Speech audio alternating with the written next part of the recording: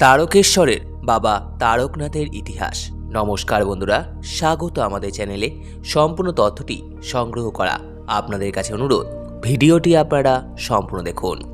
ইতিহাস বলে রাজা ভরমল্ল তারকেশ্বরের কাছে জঙ্গলে একটি শিবলিঙ্গকে স্বপ্নে দেখেন। এরপর তিনি এই স্বয়ম্ভু শিবলিঙ্গটি খুঁজে বের করেন এবং মন্দির প্রতিষ্ঠা করেন।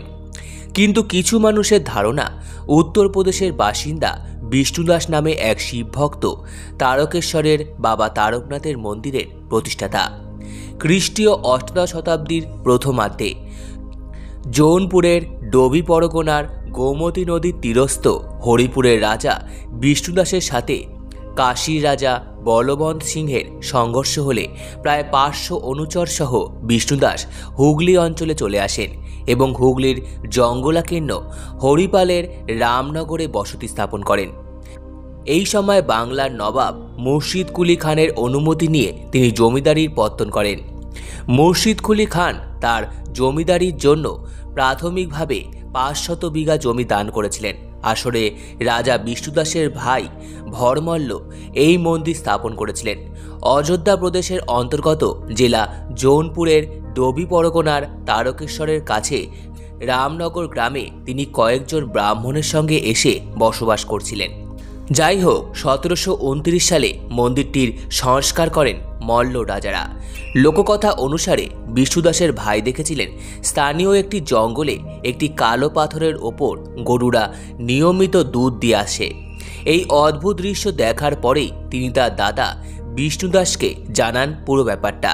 তবে বিষ্ণুদাসও স্বপ্নাদেশ পেয়ে ওই পাথরকে শিবজ্ঞানে পুজো করা শুরু করেন, যদিও তিনি এই লিঙ্গটি উত্তরপ্রদেশের বা অন্য কোথাও নিয়ে যেতে চেয়েছিলেন। কিন্তু তাদের সব চেষ্টা ব্যর্থ হয়, কারণ সাধারণ ধারণা অনুসারে বাংলায় গঙ্গা সমভূমিতে এই রকম পাথর থাকা সম্ভব নয়। তাই এটি নিজে থেকে পাতাল থেকে উঠে এসেছে ধরে নেওয়া হয়। সেই থেকে গড়ে ওঠে শিব মন্দির। শিবের তারকেশ্বর রূপ অনুসারে এই মন্দিরের এবং এই অঞ্চলের নাম হয় তারকেশ্বর। 1729 সালে মন্দিরটি মল্ল রাজারা নতুন করে সংস্কার করেন। বাবা তারকনাথের বর্তমান আটচালা মন্দিরটি মল্ল রাজাদেরই তৈরি বলে ধরে নেওয়া হয়।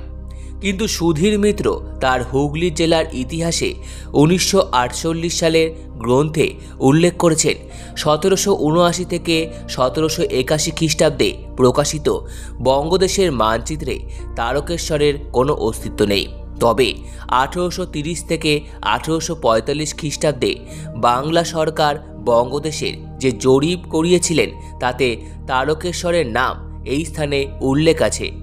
লোককথা অনুসারে যাই বলা হোক, এই মন্দিরটির প্রাচীনত্ব নিয়ে প্রশ্ন থেকে যায়। তবে আদি মন্দিরটি ভেঙে গেলে বর্ধমানের রাজা এর সংস্কার করেন। পরে পাতুল সন্দীপুর অঞ্চলে গোবর্ধন রক্ষিত এর পুনরায় সংস্কার করেন। 1801 খ্রিস্টাব্দে বালিগড়ের রাজা চিন্তামণি দে এই মন্দিরে প্রার্থনা করে আরোগ্য লাভ করার পর মন্দিরের সামনে নাট মন্দির তৈরি করে দেন। সেই সময় এই মন্দিরে যাওয়ার জন্য তখন একমাত্র হাঁটা পথ ছিল। 1885 খ্রিস্টাব্দে নীলকমল মিত্রের উদ্যোগে শেওড়াফুলি থেকে তারকেশ্বর পর্যন্ত নতুন রেলপথ নির্মাণ করা হয়। কিন্তু তারকেশ্বর মন্দির নিয়ে নানান কিংবদন্তি থাকলেও এই মন্দিরটির ঐতিহাসিক গুরুত্ব অনেকখানি। স্বামী সচিদানন্দ, নেতাজি সুভাষচন্দ্র বসু, শ্রীশচন্দ্র চট্টোপাধ্যায় ও চিত্তরঞ্জন দাস সকলেই তারকেশ্বর গিয়েছিলেন। 1924 খ্রিস্টাব্দের 10 জুন থেকে দেশবন্ধু চিত্তরঞ্জন দাস আনুষ্ঠানিকভাবে তারকেশ্বরে সত্যাগ্রহ আন্দোলনের সূচনা করেছিলেন। তবে এই শিবলিঙ্গ এখানে হঠাৎ করে কিভাবে এলো, এই নিয়ে একটি কাহিনী আছে। ধরিত্রী মায়ের গর্ভে থাকাকালীন শিশু ভোলানাথের ইচ্ছা হয়েছিল পৃথিবীর স্বরূপ দর্শন করার। তাই তিনি ধরিত্রীর গর্ভ থেকে উকি দিয়েছিলেন। তখন তিনি দেখেছিলেন দুঃখে জর্জরিত বিশ্ববাসীকে। এতে তিনি শোকে পাথর হয়ে গেলেন। সেই সময় থেকেই তিনি তারকেশ্বরে ওই পাথর রূপে অবস্থান করছেন। বাবার মূল মন্দিরের বাঁদিকে রয়েছে একটি পুকুর। এই পুকুরকে সকলে দুধ পুকুর বলেই চেনেন। এই দুধ পুকুরকে নিয়ে প্রচলিত রয়েছে নানান লোককথা ও বিশ্বাস। এখানে হাজার হাজার মহিলা সন্তান কামনায় বা সন্তানের মঙ্গল কামনায় তারকেশ্বর মন্দিরে ছুটে আসেন। মনস্কামনার জন্য মন্দিরের বিভিন্ন দিকে মানুষ ঢিল বেঁধে আসেন। মন্দির লাগোয়া একটি কালী মন্দিরও রয়েছে। তারকেশ্বর মন্দিরের গঠনশৈলী বাংলার আটচালার অনুরূপ। মন্দিরের কাছেই রয়েছে লক্ষ্মীনারায়ণ মন্দির এবং এক অপূর্ব কালী মন্দির। মন্দির সম্মুখে একটি নাট মন্দির রয়েছে, যেখানে ভক্তরা এসে তাদের মনের কথা দেবতাকে জানান। শিব মন্দিরের উত্তর দিকে একটি পুকুর রয়েছে, যাকে দুধ পুকুর বলে। হিন্দুদের বিশ্বাস যে ওই পুকুরে ডুব দিয়ে স্নান করলে ভক্তজনের সকল মনস্কামনা পূরণ হয়। মন্দিরের শিবলিঙ্গকে স্বয়ম্ভু বলা হয়, কারণ তারকেশ্বরের তারকনাথকে কেউ নির্মাণ করে স্থাপন করেনি। এছাড়া গঙ্গার পলিভূমিতে ওই ধরনের পাথর পাওয়া অসম্ভব। সেই কারণে একথা অনেকে বিশ্বাস করেন যে এখানে শিব স্বয়ং আবির্ভূত হয়েছিলেন। মন্দিরে স্বয়ম্ভু শিবলিঙ্গ যেমন আছেন, তেমনই অধিষ্ঠিত রয়েছেন বাসুদেব। অনেকের মতে তিনি আসলে ব্রহ্মা। শিবের কিছু দূরে নন্দী ভিরিঙ্গির অধিষ্ঠানও দেখা যায়। শিব ভক্তদের মধ্যে তারকেশ্বর মন্দিরের আকর্ষণ চিরন্তন, কারণ এই মন্দিরের দেবতা অত্যন্ত জাগ্রত এবং ভক্তদের সকল মনস্কামনা অবশ্যই পূরণ করেন। তারকেশ্বরের তারকনাথকে দ্বাদশ জ্যোতির্লিঙ্গের অন্যতম বলে মনে করা হয়। মহাশিবরাত্রির দিন তারকেশ্বরে লক্ষ লক্ষ ভক্তের সমাগম ঘটে। সারা দিন এবং সারা রাত্রি মন্দিরের দরজা খোলা থাকে। এই মন্দির সংলগ্ন রাজবাড়িতে এই সময় মেলা বসে। স্থানীয় প্রশাসন থেকে কঠোরভাবে মন্দিরের নিরাপত্তার দিকে লক্ষ্য রাখা হয়। প্রত্যেক ভক্তকে মন্দিরের প্রবেশের পূর্বে পরীক্ষা করা হয়। শ্রাবণ মাসে প্রত্যেক সোমবার তারকেশ্বরে বহু ভক্তের ভিড় হয়।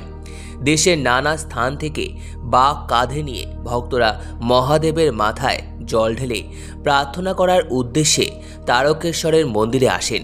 তাছাড়াও চৈত্র সংক্রান্তির দিন গাজন উৎসবে মন্দিরে ভক্তদের ভিড় হয়।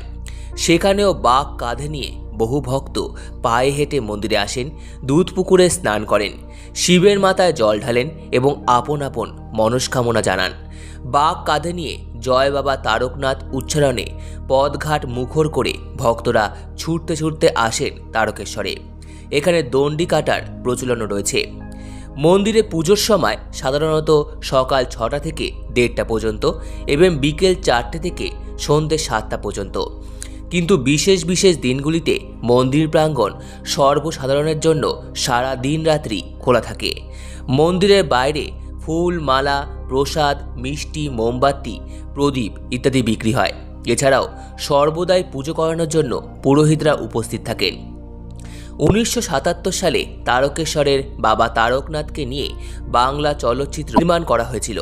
বাঙালি চলচ্চিত্র নির্মাতা সুনীল বন্দ্যোপাধ্যায় গল্পের মাধ্যমে বাবা তারকনাথের মহিমা প্রচার করায় এই ছবি অত্যন্ত সাফল্য লাভ করেছিল। ছবিটির ঐতিহাসিক সাফল্যে তারকেশ্বরের শিবকে আরও বেশি ভক্তদের কাছে পরিচিত করে তোলে। সম্পূর্ণ ভিডিওটি দেখার জন্য আপনাদের সকলকে অসংখ্য ধন্যবাদ। ভিডিওটি ভালো লেগে থাকলে লাইক, কমেন্ট, শেয়ার এবং চ্যানেলটিকে অবশ্যই সাবস্ক্রাইব করুন। ধন্যবাদ।